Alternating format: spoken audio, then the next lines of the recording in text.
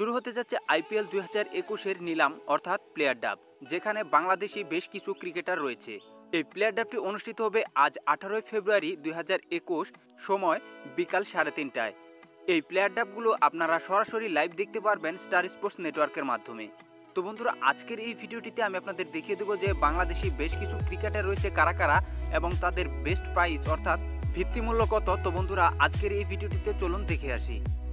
তো বন্ধুরা, IPL 2021-এর player ডাবে মাত্র 4 জন প্লেয়ার রয়েছে বাংলাদেশি, তো যাদের মধ্যে রয়েছে সাকিব আল হাসান, মুস্তাফিজুর রহমান, মাহমুদুল্লাহ রিয়াদ এবং সাইফুদ্দিন। তো এই 4 জন প্লেয়ার রয়েছে আইপিএল 2021-এর প্লেয়ার ড্রাফে। তো বন্ধুরা, চলুন দেখে আসি এদের ভিত্তিমূল্য কত অর্থাৎ বেস্ট প্রাইস কত। মোহাম্মদ সাইফুদ্দিন বাংলাদেশি অলরাউন্ডার, যার ভিত্তিমূল্য হচ্ছে 50 লাখ টাকা।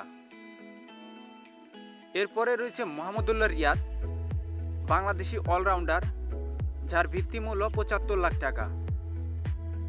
এরপরে রয়েছে মুস্তাফিজুর রহমান, বাংলাদেশি বোলার, যার ভিত্তিমূল্য হচ্ছে 1 কোটি টাকা।